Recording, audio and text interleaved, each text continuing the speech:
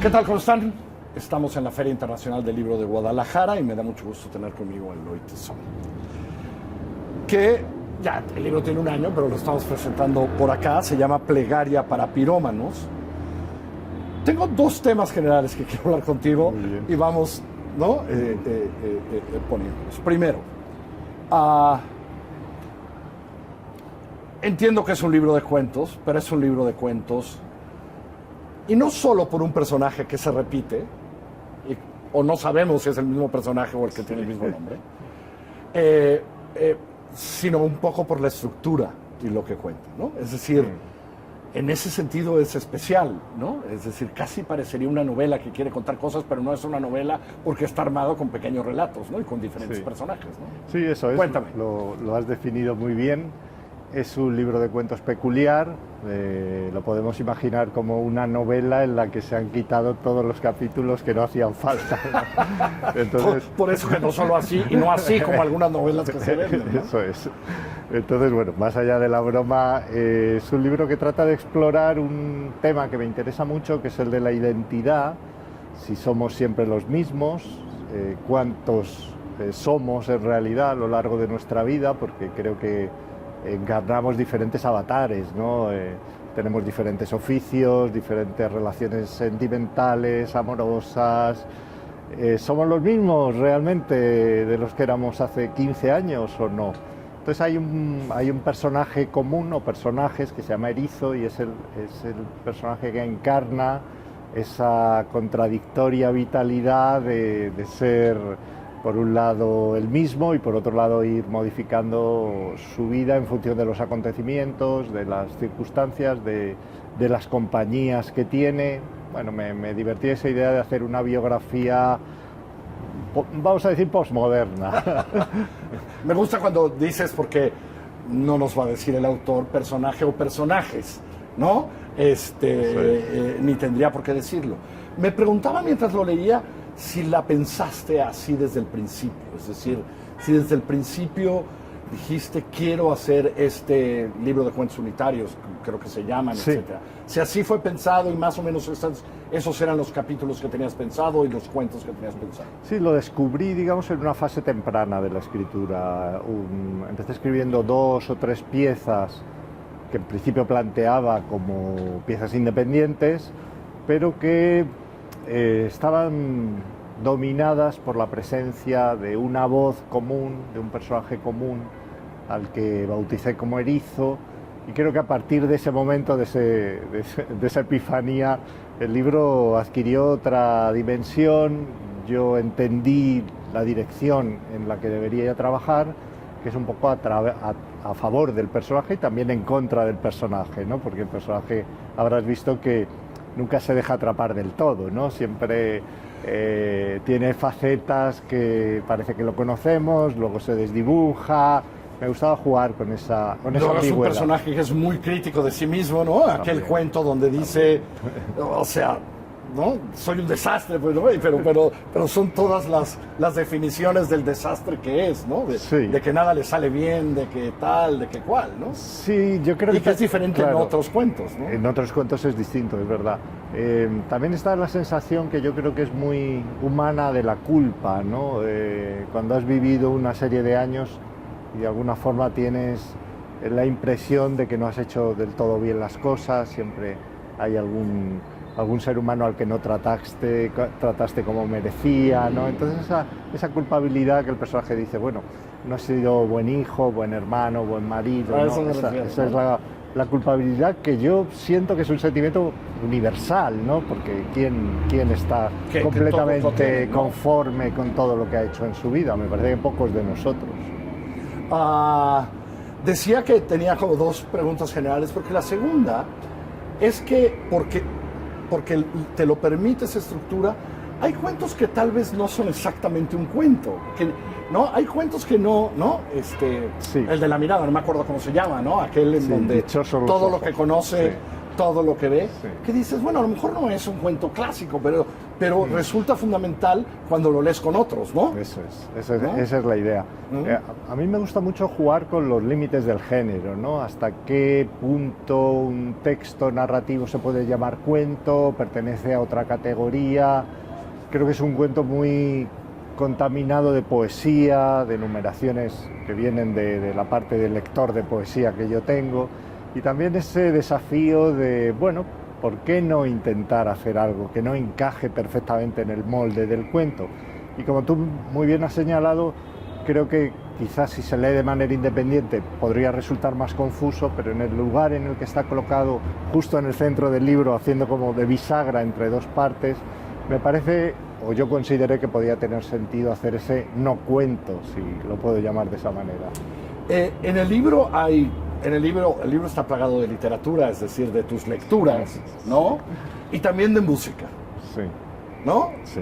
No solo al final, ahora hablaremos del final, Sí. sino en otras partes, ¿no? Por Sí. ahí anda los Beatles y por ahí andan otros, etc. Empecemos por la literatura, ¿no? Este afán de poner un poco la literatura ahí, ¿no? Porque, ¿no? Claro, a ver, la literatura es algo que amamos tanto, que nos ha dado tanto y nos ha dado felicidad y momentos grandiosos, que yo creo que es inevitable que cuando uno escribe se filtre por algún lado todo ese cariño, esos nombres de autores, ecos de frases que te vienen a la mente cuando estás escribiendo. Entonces la idea era, ¿por qué no utilizar la propia literatura como tejido del relato? No como un añadido, como un adorno, sino que fuera la propia sustancia que lo constituye, ¿no? Entonces, en el primer cuento, que se llama Grafía, está insertada la propia literatura.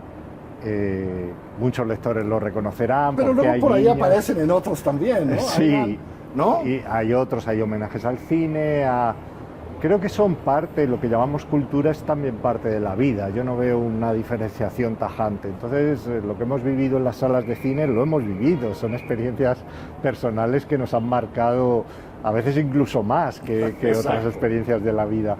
Y me gustaba abrir el libro a todo ese rumor de nombres, de voces, de frases, como elemento de homenaje y de gratitud también. Es decir, estos autores me han dado mucho y quiero que consten en el libro. Y quiero pensar que el último cuento es el mayor homenaje que haces, Ese ¿no? es el mayor homenaje. Porque sí hay algo especial, supongo, Sí. de tu vida con Cohen, ¿no? Sí, Y me refiero a Leonard Cohen, ¿no? sí. Leonard Cohen es un autor que yo creo que para mí, no solo para mí, obviamente para muchos de nosotros, es un viejo amigo, ¿no? Es un viejo amigo que nunca conocimos, en mi caso no tuve ocasión de conocerlo más que verlo en uno de sus conciertos, pero yo, si hago memoria, creo que casi desde la adolescencia en alguna radio de la casa paterna sonó Susan o alguna canción de estas. Prestaste atención a esa voz, que era una voz muy peculiar, y a partir de ahí nació un interés que me llevó a leer también los libros de poesía de Cohen, y no solo de poesía, él tiene 2 novelas que yo considero muy estimables, a leer entrevistas, y pasan las décadas y dices, esta persona me ha acompañado a lo largo de muchos momentos de mi vida, quiero darle algo, quiero hacerle llegar algo de mi agradecimiento de manera simbólica, porque ella falleció, pero quiero que Cohen le escriba una carta a uno de sus grandes amores, que fue Marianne. Y a partir de mi ignorancia, Marianne existe. Marianne existe, sí. Sí fue uno de sus Marianne grandes fue amores. uno de sus grandes amores, que conoció en Grecia, en una de sus escapadas en Grecia, y la canción So Long Marianne es claro, por es ella. Hasta pronto, Marianne, hasta pronto. Es por ella. Sí. Me llamó la atención por algo que, no sé si en otro libro que hace poco tuve a alguien aquí, etcétera, me parece que es el segundo, que es la aparición de un cuerpo, ¿no? Es el segundo cuento, sí. ¿no? Que es la aparición de un cuerpo que que nadie conoce, que nadie sabe, ¿no? Y sí, por supuesto que es una reflexión sobre la muerte y la soledad de la muerte, pero también de la relación con los objetos de la gente que se pierden, ¿no? Claro. Eso de los objetos, Claro. el desmontamiento de una vida a través de los objetos también, ¿no? Porque Sí. es un cuento duro, pero también iluminador en muchos sentidos, ¿no? Es un cuento áspero, estoy de acuerdo, Y me interesaba ese acercamiento a la muerte, no desde la muerte del ser querido. Creo que la literatura siempre ha trabajado con la muerte del amado, la amada, el padre, el hijo, que produce textos desgarradores y muy valiosos. Pero, ¿qué ocurre con esas muertes de un vecino al que casi no pones cara? También merece un espacio literario, ¿no? Entonces, el reto para mí, el desafío era escribir a partir de algo que no sé, escribir a partir de un silencio, de un vacío. Yo tenía la imagen de esas figuras de las películas cuando hay un asesinato y hacen la silueta con tiza y se llevan el cuerpo, que de esa silueta con tiza, a partir de esa silueta se puede hacer literatura sin caer en la solemnidad, sin caer en el excesivo melodrama, con momentos de humor, con momentos poéticos, pero sin renunciar a que es duro, claro, hay que vaciar una casa es vaciar una memoria. Esa parte de los objetos, quedan marcas en que la ahí pared. están, más allá, pues sí, de la escena de esa señora que nadie sabía quién era, pues, ¿no? Sí. Y la fuerza, la enorme fuerza plástica que tienen los objetos con los que convivimos y creo que no siempre somos conscientes, ¿no? Pero cuando la persona que les da vida no está, claro, aquello se convierte en un cuento de fantasmas más que de otra cosa. Dime una cosa, en este año que has recorrido con este libro, quiero suponer que tus lectores, que de repente te dicen, tal cuento es el mejor, este no me gustó, etcétera, ¿te ha pasado? Así, sí, así sucede, ¿no? Creo que el diálogo con los lectores es muy rico, muy libre, a mí me gusta mucho además que me lleven la contraria incluso, ¿no? Y sobre todo es muy imprevisto porque los dos cuentos que en general me señalan los lectores como que les han llegado más son dos que tú has mencionado, el de la muerte de la vecina y Dichosos los ojos, que es un no cuento. Que es un no cuento y me produce sorpresa, que sin embargo hay algo ahí, no sé qué, en el tono, no sé bien qué es, que hace conectar con el lector. Sí, ¿no? No sé qué es. Y luego te sorprendes porque de repente hay un cuento en Detroit. Hay un cuento en Detroit, ¿no? donde llueven gallinas. Hay un cuento acá, etcétera, etcétera. Entonces, me parece que, a ver, se los voy a decir, vayan, cómprenlo, léanlo, pero léanlo completo. No, porque sí, solo completando, y mira, como le quitaron todos los otros, se lee muy delicioso. Eloy, gracias, muchas gracias por esta conversación. Eloy Tizón, Plegaria para Pirómanos. Que les vaya muy bien.